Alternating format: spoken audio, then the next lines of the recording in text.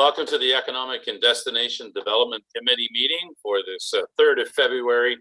I'm the chair, Sean Kelly, and it's good to see all committee members here this morning. Thank you for your time. We'll go to attendance. Karen. Karen, you're left on mic. There has to be one person that does that at least every meeting, so I've got it out of the way for everybody. Yes, good. Yeah, we do have quorum this morning. All right, thank you. And would also like to welcome some new members to our committee. We'll welcome Stacy Kerr from the Downtown District. Hi, Stacy. Are you on screen? I don't see Stacy in attendance. She was going to try to make it. But I don't see her on screen yet, but if she pops up, I'll message you. All right, well, maybe Louisa can send that message to her. We welcome her to the committee. Thank you very much, Louisa. Also, representing the real estate board, we have a new member, Don McCall. Don, you're joining us by phone? Well, I called in for the audio because my mic quit working on my laptop here, so. Oh, there you are. I see you right now. Welcome. Yeah. Welcome. Thank you. Appreciate you joining us today, and we look forward to your insight over the next year. We'd like to go to number 3 on the agenda, disclosure of pecuniary interest and general nature thereof. Anybody to declare anything? Seeing no hands, we'll move on to number 4, minutes. They're not available today. Number 5, deputations. We welcome Tanya Cron and Mel Shannon of Strexer Harrop Consulting Group to present the draft pop-up business plan. Welcome, ladies, and we look forward to the next presentation. Go ahead. Thank you so much. Can I just confirm how much time we have on your agenda? I didn't know if this whole time is for our presentation or if you have other things. So well, that's a good question, and we run a tight ship here in the city of Belleville. We're going to give you 3 hours. Perfect. No. Oh my God. If less is more. I'll leave it at that. Okay. Okay. These are all hardworking people taking time away from their jobs. Yes. No. Absolutely. We appreciate that you're all very, very busy. So so I'll introduce myself. So I'm Tanya Cran. I am the co-founder of Strexer Harrop Consulting Group. Previous to consulting, I was the general manager of Community Futures Peterborough, and prior to that, I was the manager of innovation at the City of Kawartha Lakes, working within economic development to do a number of initiatives there. Mel Shannon has been the project lead. She has extensive experience in events, tourism, farmers market. She helps coordinate the major conferences, AMO and Roma conferences. So she has a lot of experience with rural municipalities. And to my left is Jackie Holden. She helped with all the budgeting and the finance and all of the ideas that we have in the concept plan for how to spend your investment wisely. So thank you for selecting our firm. We really enjoyed this project. Up until now, I think my favorite business development project was a distillery that we worked with that made vodka and gin and that sort of thing. So I think you now topped them, that your project is way more fun than theirs. So we are super excited. We had the chance to tour the pop-ups in the fall last year with Alicia. We met with several people that were on the trail that day, and we just wanted their candid thoughts on the pop-up. Obviously, they weren't in operation at the time. But when we started this project, we started doing interviews with stakeholders. I think we interviewed a good chunk of the people on the call today. A working group was created and established to go through some of the recommendations. So that group met twice. So in the report, I'm assuming everybody did receive the report. So just a quick summary that the City of Belleville has been operating pop-ups on the bay since 2018, and that you have invested $200,000 over those 3 years. And this year you have $75,000 in capital to spend. And this report is to show you where we recommend spending it based on all of the input that we have received. Your strategic plan for the city, tourism and waterfront development or waterfront revitalization is a key priority. It's a driver for new investment, job creation in the tourism sector, and it improves the image of your community through an enhanced waterfront.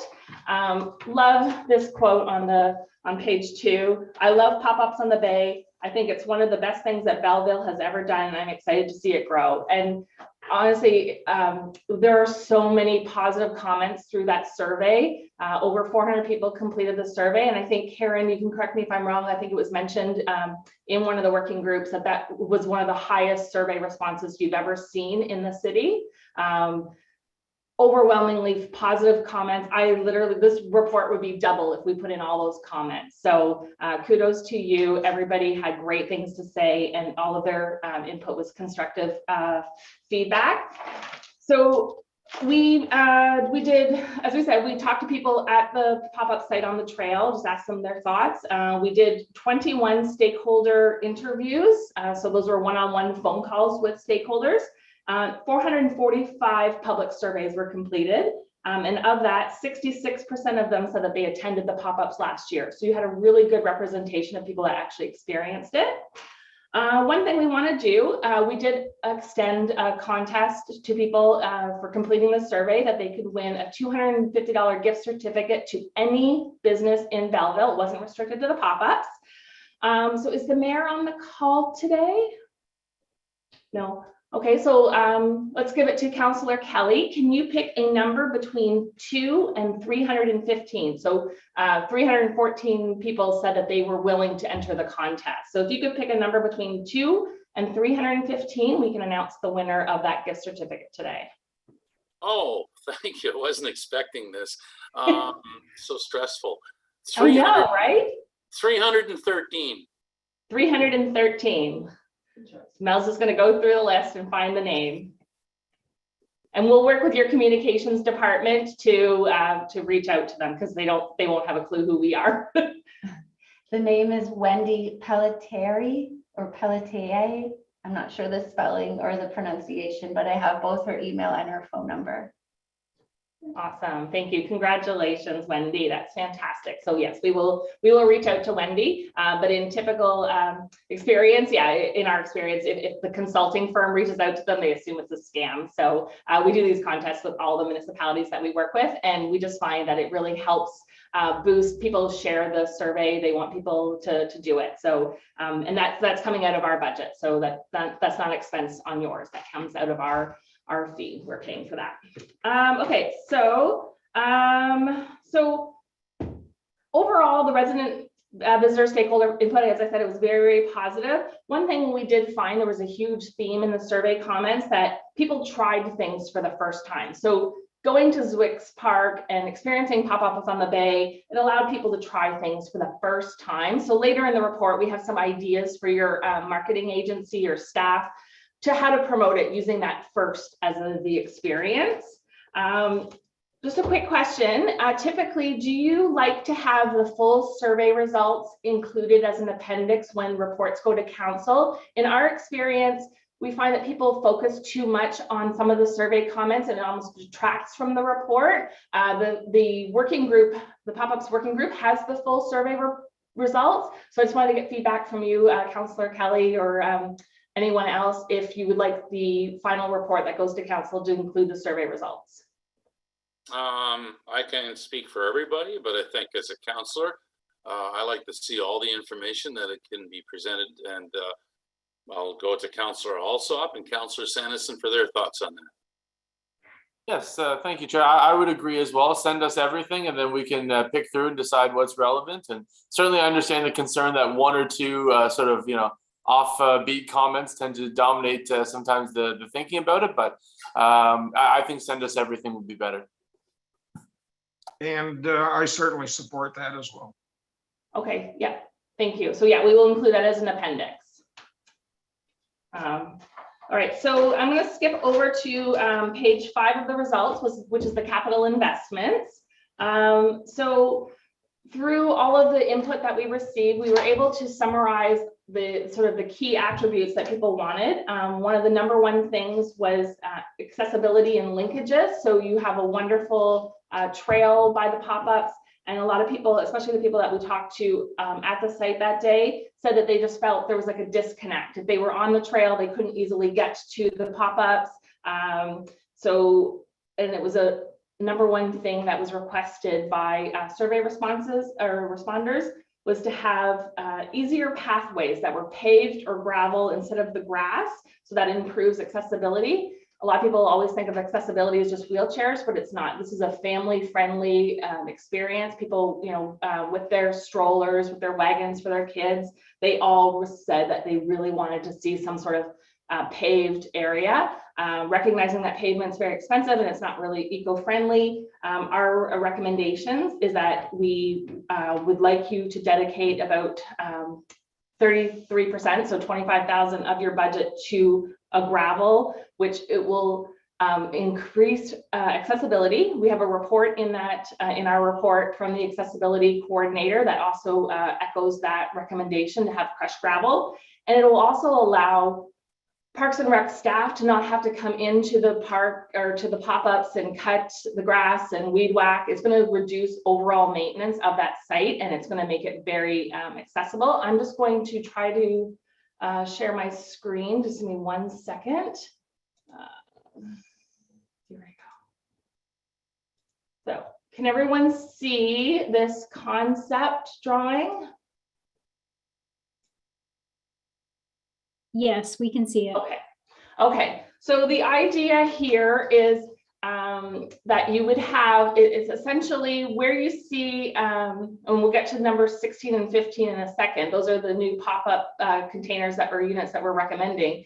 That whole area going down to the pathway, that is what we're calling the courtyard. It's approximately 30 feet wide. We want to maximize that as much as possible to allow for future seating, all kinds of configuration. Recognizing that is in the floodplain, we do have confirmation that gravel is allowed in a floodplain. And just like with anything, you would just have to have your conservation authority approve the final site plan.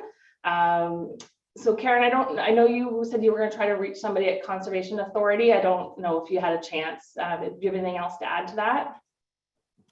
No, other than I did leave a message, but I haven't heard back from them yet. Okay, so yeah, so we expect after this presentation today that there will be a number of items that you want us to follow up with.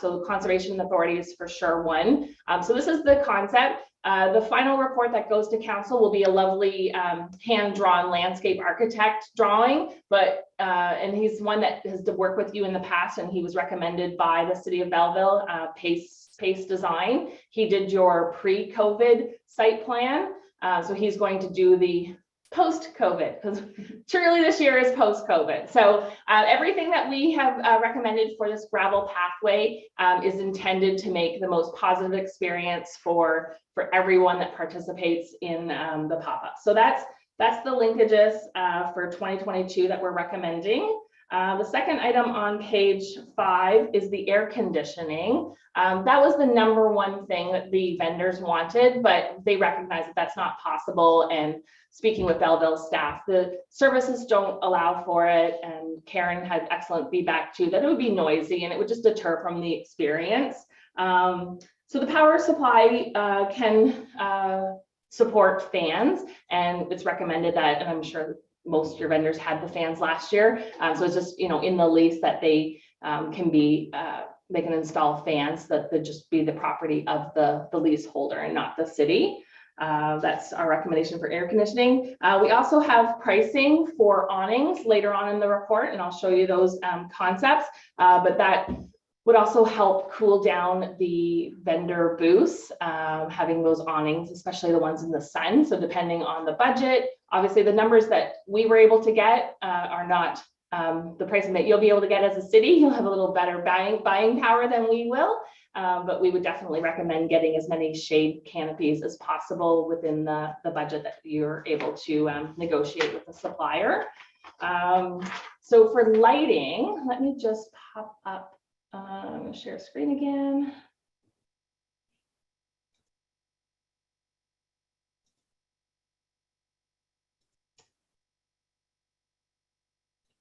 Control L. Thank you. Control L. Well, see, it worked when we tested it. Control L. No, see, it doesn't want to work for me now. Oh, If you click in there and then do Control L, it will change the focus to your presentation, and then usually Control L works.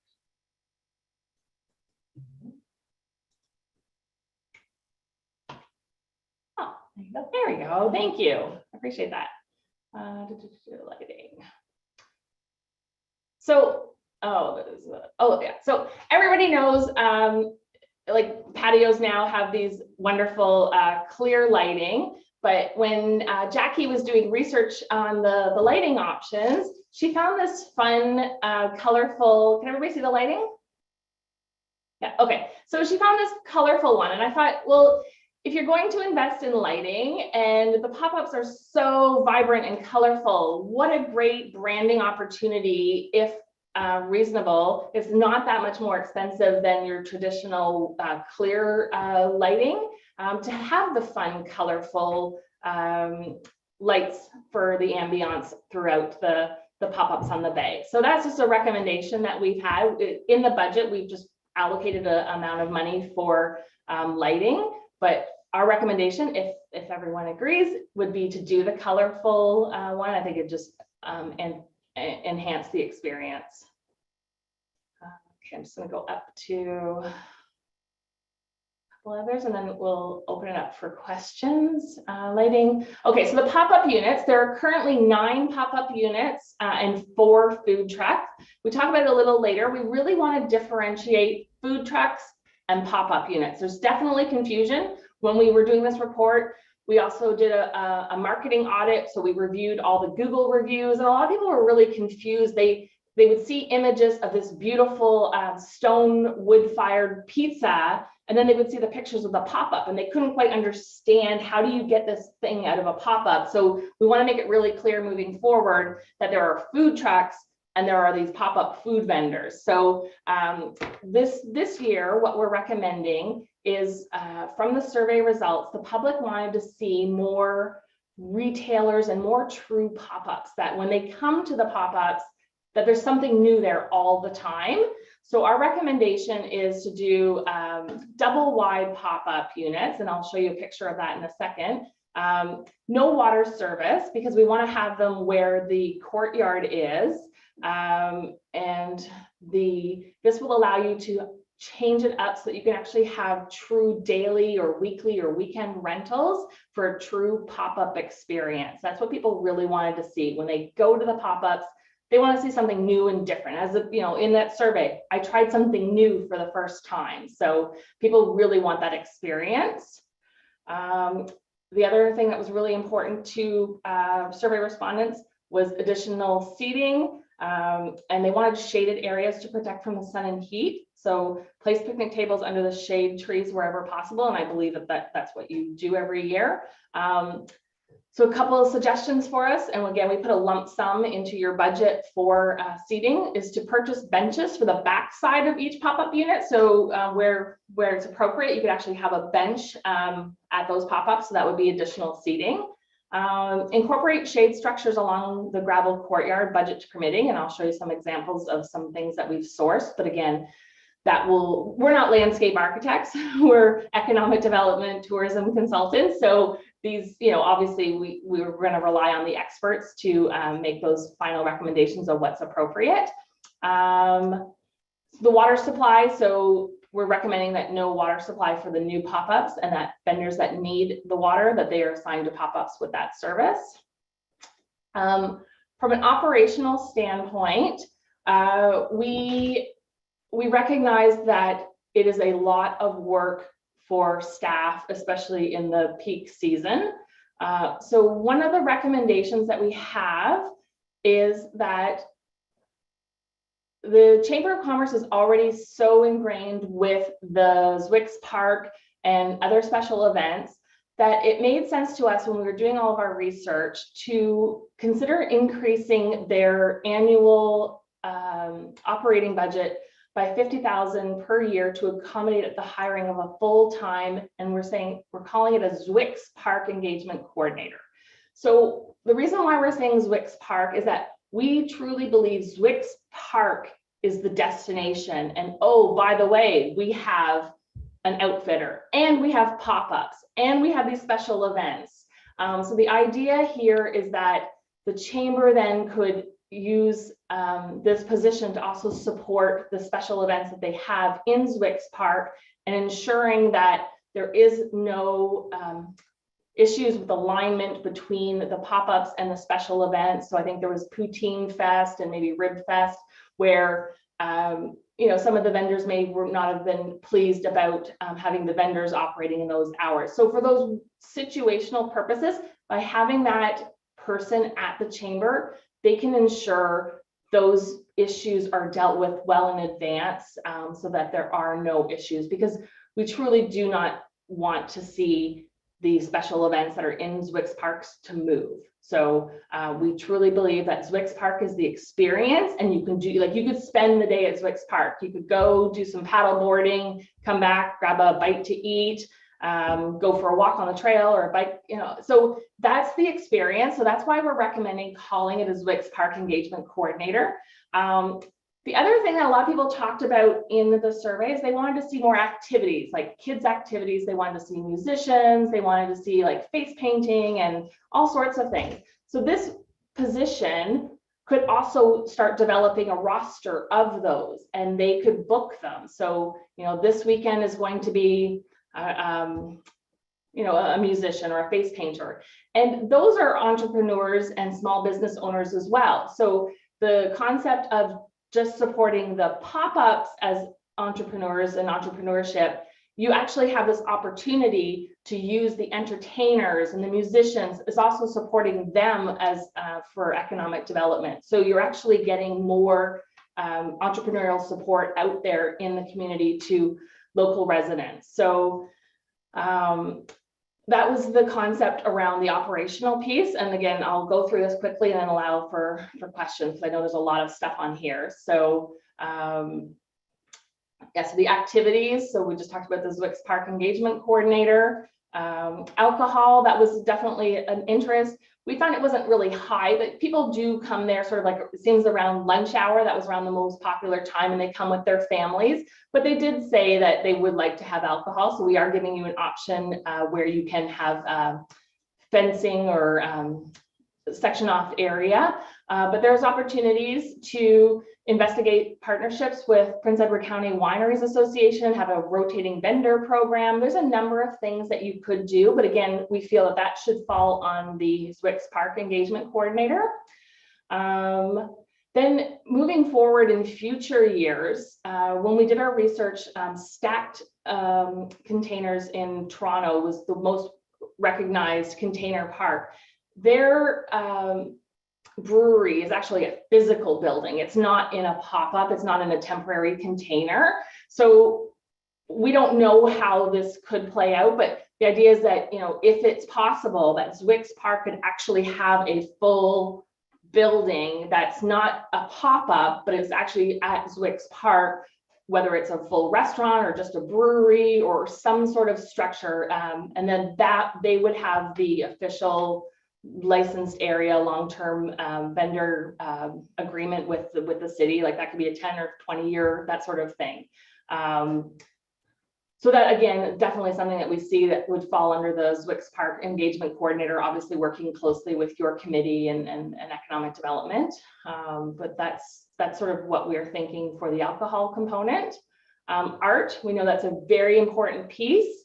So with the budget this year, we don't see that, because last year you spent $17,000 for the mural. That's going to eat up quite a big chunk of the budget this year. So what we're recommending is that the Art Council is engaged this year. I don't know if we have the representative from the Art Council on the call today, but engage them this year to say, what do you want to do next year? And then start incorporating those next year. So that's what we're doing to ensure that that vibrant art community is not forgotten about this year. Cleanliness. So just working with the Parks Department of what's the best approach for implementation. A lot of comments were about the condition of the pop-ups, the cleanliness of the recycling bins and the garbage. And again, we didn't want the negative comments to overshadow it. It's just working with the Parks Department to see what's the best approach. A community booth. So there was a lot of interest to have just general visitor information. So the containers that we're recommending this year, where they are daily or weekly or weekend rentals, when those aren't rented, especially in the first month or so, as people are getting, you know, familiar with, oh, this is available to us, those could be you know, used by a partner organization to showcase a client. So yes, no, was it Monday? I think Minister Fedeli was in Belleville with some announcements for a couple companies that received funding through the Eastern Ontario Development Fund, and I can't remember the cannery that you know, they could showcase their product for a day or something like that, or an afternoon. So you could there's other things you could do. You could even have like a win this space competition. The summer company, they could have a space there for one of their summer company participants. So I just think if there was a designated community booth, that might be a really great opportunity for Belleville. Days of the week. So this one we know is going to have lots of conversation, so we'll hold the comments from this to the end. But there was a lot of comments about the days of the week. And one thing that we see in all of our studies that we do across the province, and we mostly only work with rural communities, but Mondays are always a challenge because that's traditionally the day that the restaurants are closed. So tourists that go away for an extended long weekend, they don't really have a lot of food options. So there was a lot of comments and in the stakeholder interviews that we did. Wouldn't it be wonderful if the pop-ups were open on Monday when the downtown restaurants are typically closed? So stakeholders also would like to see 7 days a week, but also speaking with the vendors can't commit to that. They do have staffing issues. Many of them are startup entrepreneurs and they're there by themselves. They cannot do the 7 days a week. So if it's not possible to do the 7 days a week, what we're recommending is changing it to Thursday to Monday operating days of the week. So again, I know that's going to be something that's going to be of interest to people to talk about. General inquiries. So chamber staff and Belleville staff are currently the primary contact for responding to general inquiries. And so we're recommending that a partner organization that be dedicated to providing mentorship and instruction to the vendors, whether that's the Community Futures or the Small Business Development Center or the Chamber, on how to provide consistent online presence so that it's reducing the need for Belleville staff to have to respond to inquiries about, oh, are you open today? Are you, do you have pizza today? That sort of thing. And then the vendors should be expected to have an online presence for phone number or something that people can contact so that it's taken off of the plate of Belleville staff. The hours, sorry, and these key attributes are alphabetical order. That's why you're probably wondering why we have them. It's not ranked in #1 priorities or anything. By hours, everybody agreed clear and concise operating hours, 11 to 7. Pretty much standard. There was a few people that said obviously open later, and we highly recommend later in the report where we say that people should have the option to be open later if they want to, but that's not a requirement. So 11 to 7 is still the same as what you had in previous years. Parking lot is closed during special events. It should not have an impact when special events resume. Obviously, this has been an interesting 2 years. So we're not recommending any changes to the 2022 season parking. The only thing that we do want to recognize is that there might be an opportunity to have 3 to 5 parking lots or parking spots dedicated to customers of the outfitter, so that if you're booking a paddleboard and you're coming from Toronto or you're coming from wherever, that you're going to get a parking spot that day. And we've got an example picture in the report. And then in 2023 or 2024, we're recommending that you issue a traffic study. And I believe that might have been in the master plan for Zwick's Park. I can't remember what year it was designated to do that parking study. Renaming. So this was something that came up when we met with the working group, because the word pop-ups is temporary and changing. We did ask the public if they felt that it should change the name, Pop-Ups on the Bay. Everybody liked the name, but they agreed that they wanted to see more pop-ups. They were going there to expect to see something new. They didn't want to see the same vendors all the time. So making it very clear that there are seasonal vendors and there are pop-ups. And a lot of the other like food truck courts that we researched, they all have on their website, come see what's available this week at the pop-ups, right? So here's our standard established vendors that are always here. But this week we have pizza, this week we have poutine, this week we have Mexican food. So really promoting what's coming up this week. So it encouraged people to always go to the website, check out what's happening. And again, people said, you know, our son tried Indian food for the first time and now it's his favorite, right? So if they say, oh, you know, we've always wanted to try Indian food, or we've always wanted to try, you know, something. So then people could go and experience it. Social media, so it's currently managed by city staff and the chamber staff. So again, either working with the Zwicks Park engagement coordinator to post and respond to inquiries, or another option is to hire a marketing agency on a retainer. We did notice in previous years that you had multiple vendors updating your website, doing some social media stuff, some advertising. You can actually have a marketing agency on retainer who can take care of all of your needs, obviously supporting your staff. But our recommendation is that it either be one person or agency doing all of those things so that there's consistent messaging. The website, so just some enhanced website presence. So again, we've put some stuff in the appendix for that. The events and activities. So survey respondents, again, they really want to see events and activities, but we highly recommend that that be a full-time position that takes care of that. They can draw from rotating musicians and entertainers. Again, the economic development partners can work with these entertainers for mentoring and business development, just as they do with the seasonal vendors. This is an opportunity for the city to enhance economic development for this sector because they also were hard hit, musicians and entertainers. It wasn't just the restaurants and the small business operators. The entertainment industry was very hardly hit as well with COVID. So then there's two items in your park plans and recreation master plan and that sort of touch on the pop-ups. So we're just recommending that those be implemented in 2022. So number 25 from the master plan is with regards to West Zwicks Park event grounds, ensure that the seasonal operations of pop-up kiosks does not constrain any event-related food and beverage rights that are deemed essential and for organized spectator events. So again, that's where we feel the best place to do that is with the Chamber of Commerce, who's already doing so many of your special events, that they will have the best insight on how to deal with those on a one-on-one basis.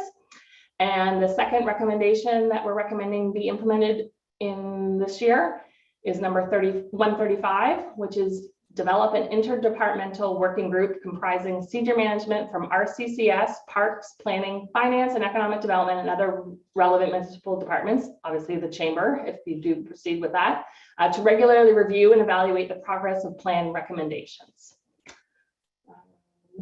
Okay, so there's a job description in there. Marketing and promotion, as we mentioned, we just put some mock ideas together for you, for your marketing agency or your engagement coordinator to consider. You know, my child had their first real lemonade and loved it. The space was priceless. We experienced kayaking for the first time. So really promoting that pop-up that first time, that's also gonna really encourage people to come and experience something new with their family. There's a screenshot just at the bottom left of the page. So this is the current booking site on the Parks and Rec website. It would be wonderful to have pop-ups on there as well. So we're recommending 4 new pop-ups that can be daily, weekly, or weekend rentals. So just like they would rent an arena or a picnic shelter, there was actually a lot of comments in the survey that people booked a pavilion for a family reunion, or I think the Young Professionals group of Belleville. And then they went and had food from the pop-ups. So they didn't have to bring food when they rented the pavilion, but that was where they had their meeting space. And then they walked down to the pop-ups to get their food. So what a great way to actually encourage more rentals at Zwick's Park. Come to Zwick's Park, take one of our pavilions, and oh, by the way, we have all these great food options. So I think it's a really, really good cross promotion between your departments to, again, to make Zwick's Park the destination. Pop-ups is an asset at Zwick's Park. So the vendor categories and pop-up experience, we really feel that it's important to start treating the pop-ups as separate, distinct vendor categories. So the 4 categories that we're recommending is outfitters. You currently only have one, and we're recommending just maintaining that one, but that outfitter should have a very long-term lease, like 10 years if they want it, or even 5 if that's more palatable. But that will allow them to invest in some of the things that they've talked to economic development about, but really treating them as an outfitter. Again, it's an asset at Zwick's Park. Come and try paddleboarding, come try kayaking. Food trucks, they should be their own category themselves, because people expect when they go to a food truck that they get a full menu, whereas the seasonal vendors is not quite a full menu. There were a couple of comments where people were like, you know, we got microwaved food. That wasn't really what we were expecting, right? So that obviously meant that they didn't go to a food truck. So the seasonal vendors are the tried and true, the ones that everybody loves to go see. So Sugar Mamas, I can't remember the name of the lemonade stand. Those are the ones that are sort of your anchor that come back year after year. And then you've got your daily vendors and your pop-ups, the ones that are constantly changing. Again, so that's really thinking about pop-ups as 4 distinct and unique categories. How are we doing for time, Mel? 11. Okay. All right, so the outfitter again, so here's a quick shot of the top right, just an example of what you could do for the parking. So reserve parking, and I just threw 4 hours in there. We have no idea what would be appropriate time. But again, just especially when there's the special events, recognizing that parking is at a premium and very difficult to find. And we do know that the parking is coordinated off for special events. So obviously, you know, there will be a couple of days where it might be a little awkward, but if the vendor outfitters knows that in advance when they're telling people to book that, you know, they can't have parking that day. But then this also helps for brand awareness. So if somebody's coming to the park for an event or to use the trail, and they'll see, oh wow, I didn't know vendor, because you really can't see that vendor outfitters, like when you come to the parking lot, you can't really see them. So this is just going to help brand awareness to let residents and visitors know that this is an asset of Zwick's Park as well. So the food trucks, again, so they were the most talked about. People loved pizza. I can't wait to go with my family to go try the pizza. So really, we see that this one is probably the biggest change for the city. We want to see that their lease agreement is customized to allow flexibility and mobility, to allow them to leave and attend other events. So this may be a weekly lease with them, that they're, you know, maybe Brick Oven is there the first 2 weeks of every month, and they're gone, and then somebody else takes their spot. This would allow the food trucks to go and cater other events, weddings, those types of things, and allow them to do the evening hours as long as it doesn't conflict with the Chamber of Commerce. And again, that's where that special events coordinator would certainly help with that. And then marketing of the food trucks, and we have an example later in the document, really want to show that it's different than the pop-ups, because again, some of the ads would show a beautiful wood-fired pizza, and then they would show this little pop-up unit, and there people didn't quite understand how those two related. Whereas when you show this picture, you actually see it is a pizza truck. And so people then get the experience, oh, I'm actually going to see a food truck versus a pop-up, which you can't get this quality of food out of. So seasonal vendors, as I mentioned before, just you know, if you're able to, a long-term lease, a 3-year for those anchor ones that you want to keep returning. And then the daily, we just threw in some numbers of what you could possibly charge for rent. Again, this would be you know, hammered out with the engagement coordinator, but you could do something like a daily rate of $50 or a weekend or a whole week for $250. But again, you would want to limit it to the number of weeks. And when the space is not leased, it could be offered to a partner organization. Vendor onboarding. So nothing really changes here. This is the same vendor onboarding that you've had before. Accessibility. So this is the report that Sarah Collins put together. And it was really wonderful to engage your accessibility coordinator on this project, because that was one of the #1 things people wanted, was more accessible pathways and that sort of thing. So she gave some examples, but in the end, we went with the gravel. We've got the financials. I won't go over this right now, but here's really, so I showed earlier what the site plan is. So these are on the left-hand side is what we're proposing, is that you have a double wide pop-up. Again, these are meant for daily, somebody that, trying out making cookies and they want to sell their cookies for the weekend to see how well they sell, or they've got something special for Canada Day or something like that. And then on the right-hand side, sorry, it's not a very great quality photo. That's the example of like a courtyard. So gravel and then your picnic tables. Obviously, this was pre-COVID. These were so close to each other. We're proposing a 30 wide foot path, so that if you still have to have the 6 foot distance, there's plenty of room to have multiple picnic tables. And then as the years progress and you have more and more budget, that path can get wider and wider, or it can go out and you can have more seating. But the idea is that it's sort of a defined seating area. And then when time comes to provide alcohol, then it's an easy way to fence it off so that people can enjoy their beverage with their meal. So the last thing I'm going to go over are the recommendations.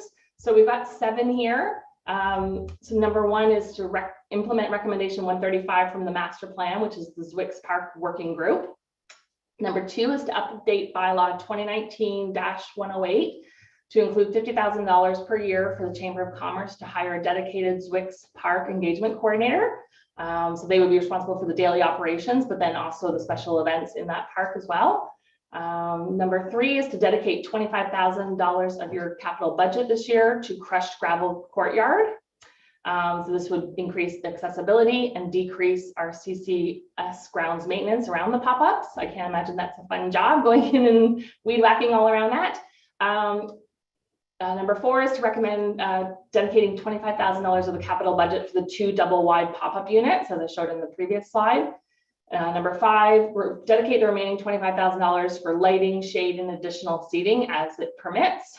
And the seating, we spoke with Parks and Rec staff and we got pricing from their preferred vendors. So we have that, but again, we're not the city. You'll get a better price discount than we will be able to. #6, promote and advertise the pop-ups as separate visitor experiences within Zwicks Park. So again, Zwicks Park is the primary destination. In Zwicks Park, you have an outfitter, you have food trucks, you have seasonal vendors, and you have daily rotating pop-up vendors. And that's going to manage the visitor expectations, so they know what they get when they get there. And #7 is to establish Thursday to Monday, 11 to 7 as the standard operating days and times for the seasonal pop-up vendors. And then food trucks will be expected to be open the same times, but are not limited to them, provided they have approval by the Chamber of Commerce to do so.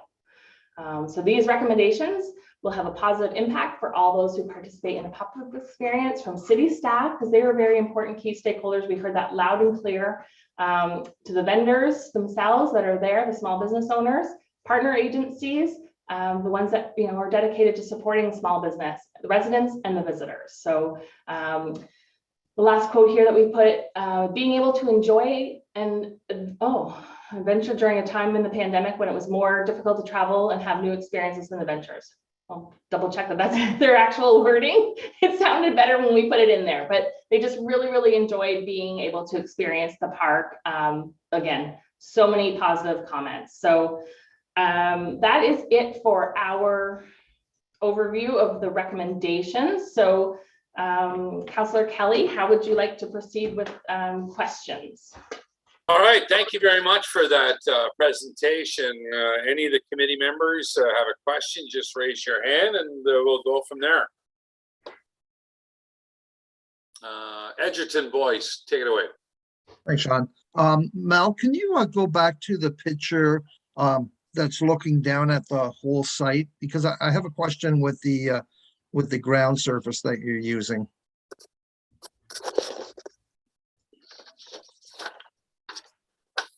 Do you know what page that is, Edgerton? Oh, no, I- it's a no, separate, it's hold on, not. I'm gonna get it. It's a separate file. Yeah, we didn't have it in our thing. No, okay, share screen. Okay. Can you see it now? Yeah, I can. So my question is, you see number 13 and then we see number 14. Are you proposing that the gravel be placed on that entire area, all the way up to the current walkway where it does say gravel there? Are you proposing the whole area be just one set of Yep. gravel? Okay. Absolutely, yes. So when we did the math and the calculations, our calculations came out to about $10,000 or $12,000. But again, we're not landscape architects, so we definitely need someone to help us with that. So we put $25,000 in the budget for gravel and preparation and that sort of thing. So the most important piece is from the new 2 kiosks, 15 and 16, down to the pathway. And then our proposal is as much of the entire pop-up section as gravel as humanly possible. If they can only go from, say, 1 to 7, then that, you know, maybe next year is 14 to 13. But the idea, the most important piece for us is that pathway, that accessibility down to the trail, up to the pop-ups, and then as much as humanly possible. So again, Parks and Rec will not have to cut around all those kiosks and weed whack. It will be one giant gravel pathway. Obviously, weeds will be a concern, but with people using it and, you know, the amount of crushed gravel and limestone screenings, it should definitely be reduced. And all of the research that we did, every single pop-up food truck park was either gravel or pavement. So Yeah. we could not find any examples of them being on grass. So this is our recommendation. The most important thing is to spend the money on the gravel, if that answers your question. Okay, and it seems to me, and I did a little bit of research when you had talked about the gravel idea. It seems the preparation is going to be, I think 25,000 personally is kind of a low price, because the preparation for gravel, when you want to use it for strollers, walkers, wheelchairs, it's quite lengthy. It's not just a matter of pouring a few inches of gravel onto the ground. And I'm wondering if you had it priced out for a permanent pavement there versus gravel. I'm just concerned about the price. When you're saying 25,000, I certainly don't see you getting that whole area done. And then what will happen with the what will you do if you can't get it done and you've got some of the pop-ups that don't have a trail or gravel that are going to them? And I know you've suggested putting the pop-ups somewhat together, but they're not all located together. And are you No, we don't want to proposing? move the pop-ups. No, we're very clear on that. We do not want to move the existing pop-ups. Yeah. It's very important to us. You've already invested a lot of money to get them where they are. The Yeah. idea is that the pathway, that courtyard, is the most Yeah. important piece to gravel. If the budget says that's all you can do for $25,000, then that's what you do this year. And then next year you add more gravel into the pop-ups. But the most important piece is the courtyard piece. So here's where we had the landscape architect, give us some numbers of what it was going to be. And again, we're not landscape architects, so we would rely on your purchasing department. We would give them the site plan and you would tender it out, and obviously whatever the tender comes out to be, right? So again, we were hired to help with the whole business development plan, but we are not landscape architects, and none of our research said that paving would be ideal. It's not environmentally friendly. Gravel is definitely the option. A more inexpensive option is the organic mulch. But this was not recommended from your accessibility coordinator. So we opted with the the gravel. And it could be that maybe, you know, if you can't afford the full gravel, maybe it's a combination of gravel and mulch, maybe mulch in some areas.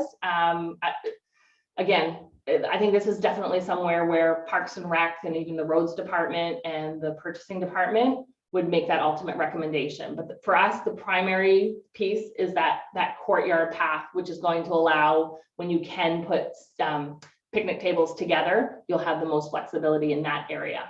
Yeah, and I know when I was on council and sitting on conservation, we looked at semi-permeable parking lots that are now, people are using those because they allow the water to get in, especially, you're not proposing to lose any trees, I hope. No, of course not. No. We would like more trees for the shade. That was the other piece. The people want shade significant. And so the courtyard is going to be, you know, wide open, but the idea is that you'll be able to put shade sails at, you know, not this year, but maybe next year, in that courtyard area where there isn't a lot of trees right now.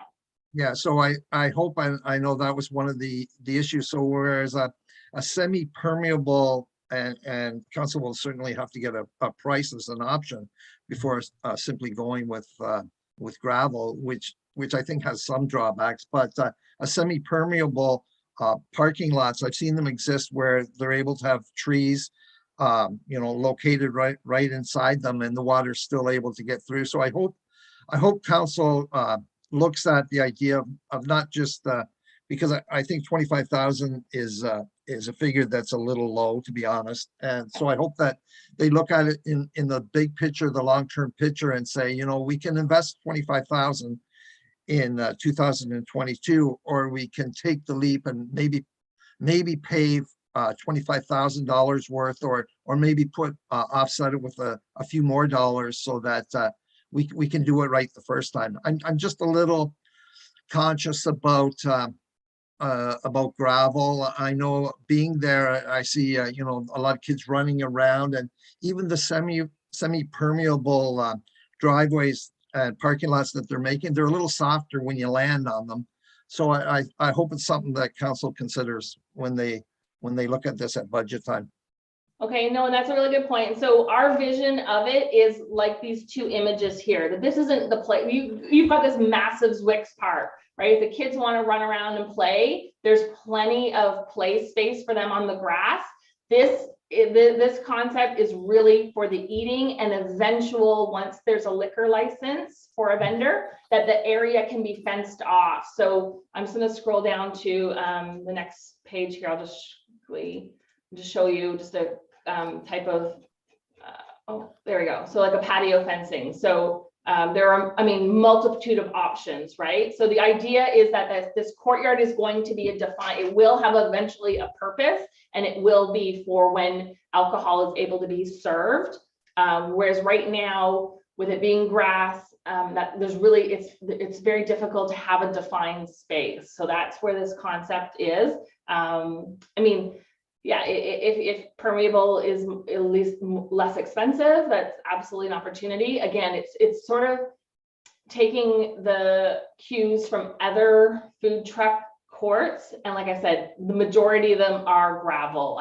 Very few are paved, and if they are paved, it's more like a parking lot where the food trucks come to, whereas pop-ups on the bay is a little different experience, if that makes sense. But absolutely, yeah. I think your comments are, and that's where we're saying we're allocating $25,000. So we could change it to say, instead of gravel, the $25,000 allocated to this courtyard surface material. That would make you more comfortable? Yeah. Okay.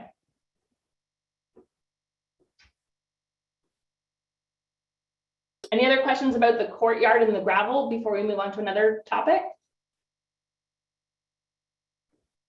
Thanks, Edgerton. Any other questions? I can't see everybody on the screen. Just not seeing any. Are you seeing any, Karen? Any hands up at your end? Oh, Ruth, there you go. Ruth, we can see you. Go ahead. Hi, it's not really a question, it's just more a comment about the community booth.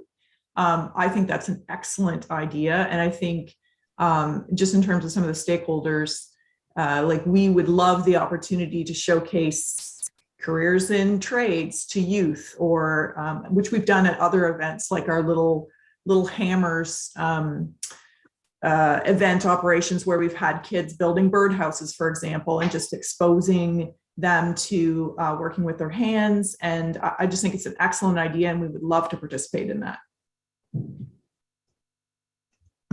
Thank you, Ruth. Anybody else? Yeah, Mr. Chair, I don't know whether you can see me on your I can screen. see now. Go ahead, Councillor. Thank you. Thank you. Interesting discussion on gravel. As we look at the business development plan that Mel and her team have put together, I think it's excellent. I really like the idea that they've taken all of the input and synthesized it and then prioritized it in terms of how best to determine where we should spend the capital. So each bucket of 25,000, makes good sense, and I think it'll increase the attractiveness and the enhancement of the facility. And so I certainly am in support of the majority of those recommendations. And the one recommendation that I'd like Mel to comment on is the Zwick's Park coordinator. You had mentioned that you had talked with the Parks and Rec staff, and I'm just wondering why you didn't include that position in their group, either to be absorbed by the current staff resources, or if there was the need for additional individual to perform those functions, why you wouldn't have earmarked that for Parks and Rec and instead decided to suggest or recommend the Chamber of Commerce. That's a great question. Thank you. So the reason why, we originally thought maybe this could be a position in economic development.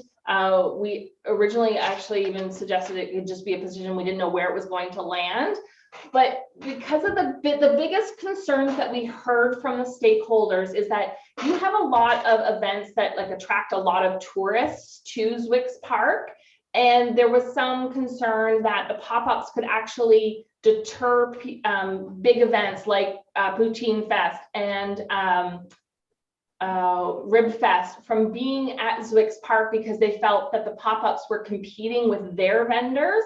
So that's the reasoning why we feel, again, I think this is probably the first time the Chamber is hearing this suggestion too, is that this idea is that they're already doing the special events and they're already really engaged in the pop-ups anyway. So if you just give them an extra amount of money so they have a dedicated coordinator for those special events where they're working so hard to bring tourists and visitors to Belleville, that they make sure for these one-on-one or weekend events that there is absolutely nothing that deters anybody from wanting to have a positive experience there.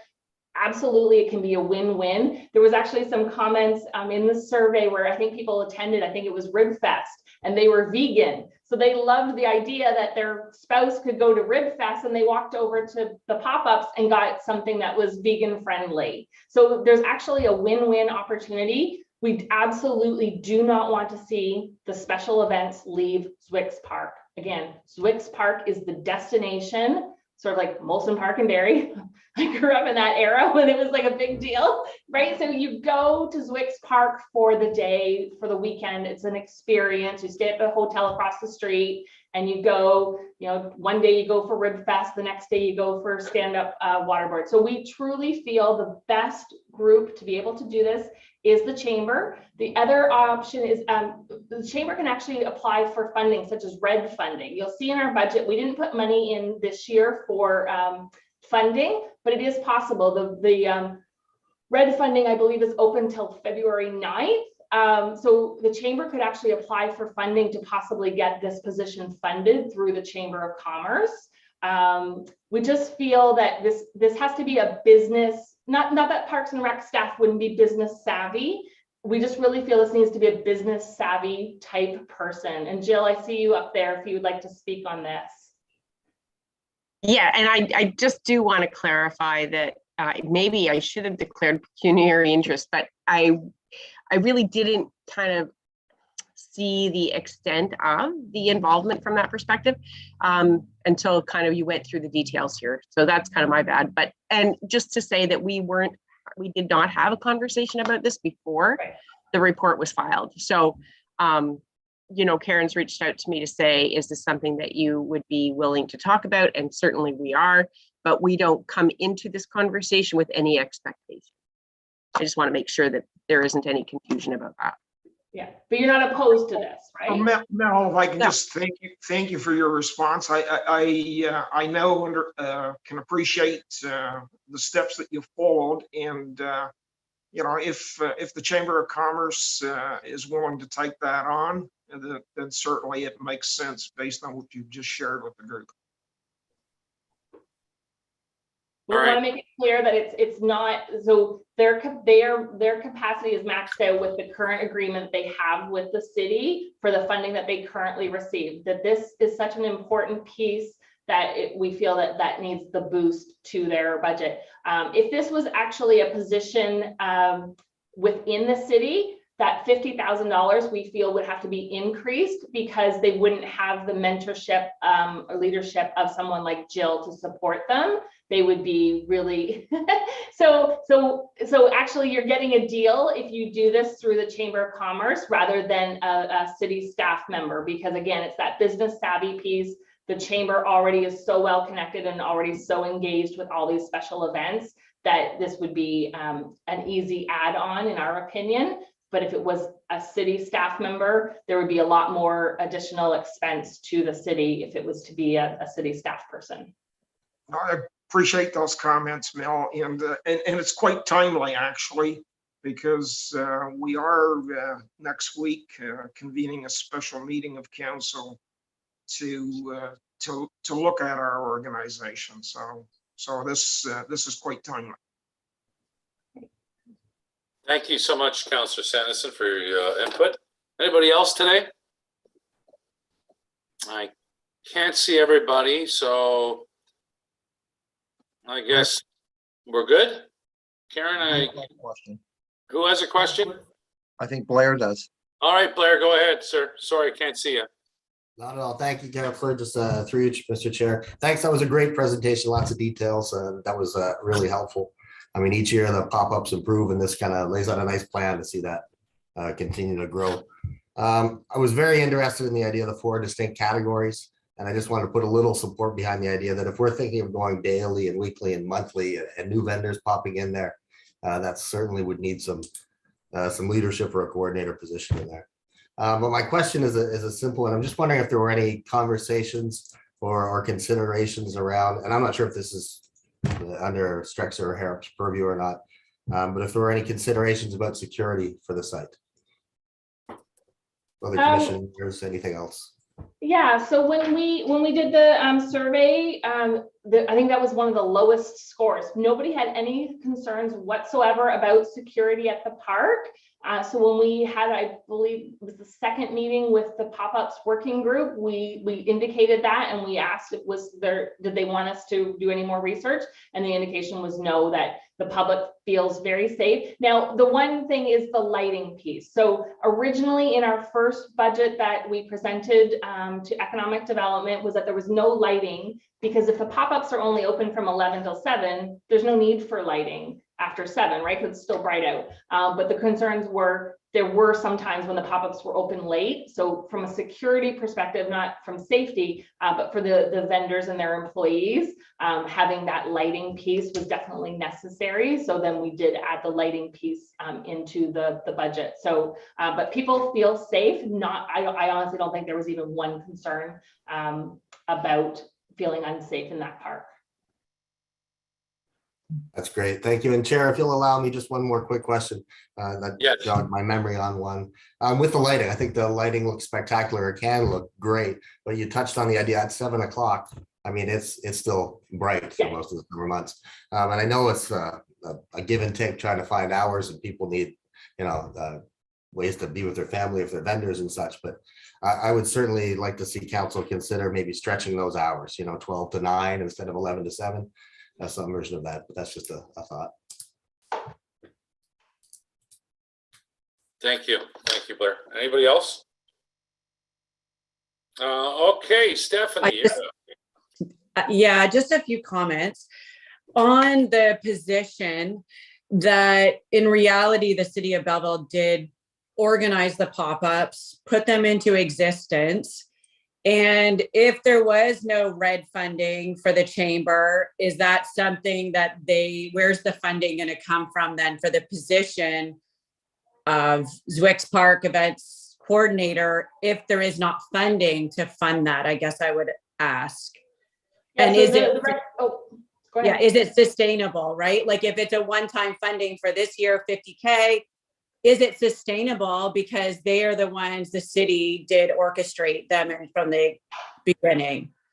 Yeah, so Jill, you may be able to correct me if I'm wrong. So your current agreement with the city of Belleville is each year you get, I think it's approximately $150,000 from the city to run special events. And our recommendation is to update the bylaw. There's actually a bylaw that outlines how much money Chamber of Commerce already gets. So in our budget, we are saying that $50,000 comes from the city of Belleville. But if they're able to, they can get red funding to also support that. So any red funding that they receive would allow them to do even more, that they could actually implement some more of these recommendations that we have in the report. So $50,000 extra from the city of Belleville on the existing contract. Jill, do you want to elaborate on that? Sure. So we hold actually 2 contracts with the city. So one specifically for city events, and we are commissioned to provide 6 annually, depending on what that looks like, and also be available if another opportunity should arise, like hometown hockey. Then we also do the visitor services contract, which is supporting the Discover Belleville guide, the Discover Belleville website, all the social media that's accompanying with that, and the visitor services, resident services that come out of the log cabin. So those are 2 separate but very intertwined, obviously, contracts that we provide, or sorry, services that we provide on behalf of the city through that. If we were to add that extra person, and the way I see it happening, and we've been very involved with the support of the social media and everything around the pop-ups, and Anna in this regard works very closely with Alicia from the city. We could see that another person being involved in a couple of different ways, and we've talked for a while about putting a kiosk down there. We would typically have had that staffed by a student, but I think what the expectation or the concern was that a student may not have all the information that people might need if they were going to be down there. So looking for a little bit more of an advanced capacity or knowledge that wouldn't just necessarily come once a year. So I like the idea that this might expand the role that we play, and then by adding it to an event or adding it to a function that becomes a tourism asset, makes it a little more sustainable as a position. If we were able to, right now the contracts allow us to generate some small profit, though we don't typically do that. And Susan, who manages our city events, pretty much takes the investment from the city and doubles it in order to do the events that we do. So the output from the chamber on behalf of those 2 contracts is probably at the value of about $350,000, 300 to 350, versus what we would normally get out of the 100 and I think it's about 230. So it's about, so it's about double what we get in a good year. Like if we go back to 2019. So comparatively speaking. So if that helps a little bit to just understand how we manage that money and how we use it to provide the baseline, and then anything that we can get in terms of funding. For example, we have applied for Reconnect funding to support the Waterfront Festival. We will apply for the Summer Experience Program to fund our summer students. We've applied for the Canada Summer Job Grant to support our summer students as well. But we're never guaranteed that funding. I think that's where it's really important. Yeah. Well, I'm just thinking that we've said we need an extra person within economic development, right? And then we're saying, oh no, but are we going to put 50K into chamber, a position for pop-ups that possibly could be a student position to just, help? I know you're saying it's not student, but then why wouldn't we put the position into the city of Belleville where we've said for like 2 years it's required, right? And then that a portion of that person could cover of their responsibilities. Maybe I'm like outside the lines, but I'm just thinking, is that going to push what we've sort of set as a priority for years to put a position into economic development in the city of Belleville, and then we take 50K and move it into the chamber? All right. Karen? Thank you through the chair to the committee and our guests. So just to be clear, the consultant's recommendation is a partnership with the chamber on this. Certainly there are lots of options for how we might go forward and staff a position that would support pop-up. So certainly the partnership with the chamber is an option. A position in the city, perhaps with Parks and Rec or in the Economic Development Office, those are options as well. They can be positions that we apply for funding for as well. So we are eligible for Rural Economic Development or RED Fund. So, the consultants have done a great job in making their recommendation clear, but there are other options as well that we can consider moving forward. We could revise the report to say that this position would be at least a $50,000 recommendation, and we can take out for the Chamber of Commerce, if that would help for the report to go to council for adoption, and then it would be up to the EDDC committee where that position lands. Would that be helpful, Karen? From our perspective, I think it would be, yeah, just recognizing in the report that, perhaps partnerships with the Chamber of Commerce or other organizations or departments might be appropriate for that position. All right, thank you. I saw Edgerton had his hand up. Go ahead. Yeah, thanks, Sean. I just want to let people know, though, we did the city used to, many years ago, we used to have a special events coordinator before we became involved with the chamber, and we did a little bit of costing and review. And we found that what we paid, for the position of special events coordinator, it was a lot more money than what we got out of the chamber. So, I mean, when we had the opportunity to enter with the chamber, we jumped at the chance, because by the time you look at 50,000, but then you have to look at even if it's a contract position or not, you'd have to look at benefits. You have to look at all the things. So the money that, I personally would think that if the chamber would be willing, I would hope that council would jump at the opportunity. 50,000 is a salary that that's not really something that the city would look at. They would, and more than likely, they'd be looking at a lot more, and they'd be looking at having to do benefits and everything. And so I think that the road that we're on and the recommendation that we look at the chamber or someone is certainly the way that council should be looking at the value. Thank you. Chamber. Wow. Thank you, Councillor Sanderson. Yeah, thank you, Chair. So I don't know whether I noticed that Edge had dropped off the call, so he may have missed the portion where we discussed it, and Mel explained her rationale for why it should be the chamber rather than perhaps a resource in the city for many of the points that he touched on. And certainly at the end of that discussion, I can't speak for all of council, but I certainly support it. And if the chamber's willing to take that on, then like I say, I would support it. I think just on your recommendations, Mel, I don't think we should change your recommendations based on the feedback from us. Your recommendations, you guys put a lot of time and effort and thought into that. And the recommendation that you brought forward, recommendation number 2, I think you should just leave it the way it is. And, we've got 3 members of council on this committee. So we've listened to the discussion and we've heard other people's ideas. And, when it comes forward, we will be able to advance those thoughts and ideas. Thank you.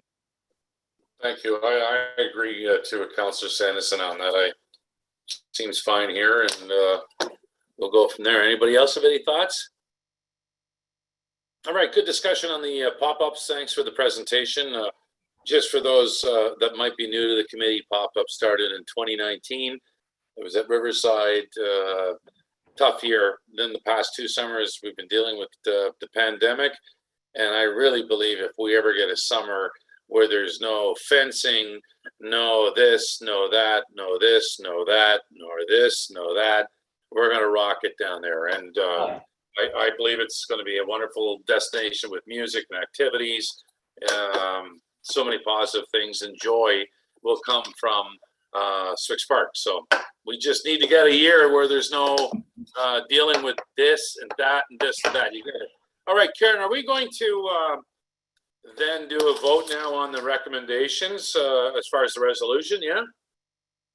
So staff has prepared a draft resolution for committee consideration. It's included as number 6 on the agenda. So I will read all 3? Yes, Or okay. The recommendations 1 and 3 to 7, as outlined in the draft pop-ups on the Bay business plan, be supported for implementation in 2022, and that recommendation 2 be included in the 2022 operating budget request, and that the EDDC endorse the draft pop-ups on the Bay business plan to be forwarded to council for its approval. Can we get a mover? Councillor Sanderson, seconded by Blair Campbell. Any comments? All those in favor? Approved. Thank you. Number 7 on the agenda is new business. Do we have anything, Karen? No new business, except I see that Stacy Kerr has joined us, so it might be appropriate to welcome Stacy to her first EDDC meeting. Thank you, Stacy. Stacy Kerr was elected, I think it's a couple of weeks ago now, as the new chair of the downtown district, and it's been a very exciting time for you in the last several days. I know you had a big meeting at City Hall. I saw you and Louisa and the mayor all over social media. I hope you can, handle all this stress, but welcome. And you own Scallywags downtown. You get 30 seconds to tell us about yourself.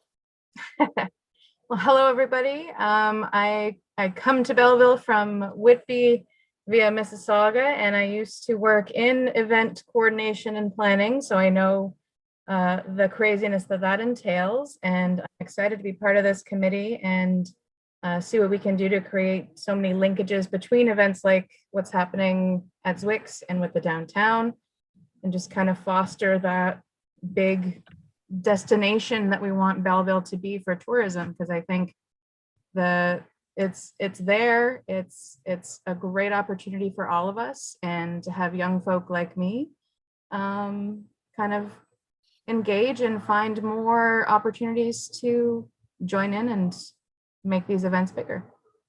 Thank you, Stacy. Welcome. We look forward to your input. Anybody else want to get anything in new business, or I want to make this really inclusive? Everybody gets a chance to say something. All good? All right, thank you. Next meeting is the 23rd of February, 10:30. We continue with the Zoom platform. And now for adjournment, we get a mover? Edgerton Boyce, seconded by Blair again. All those in favor of shutting her down? Thank you. Have a good day.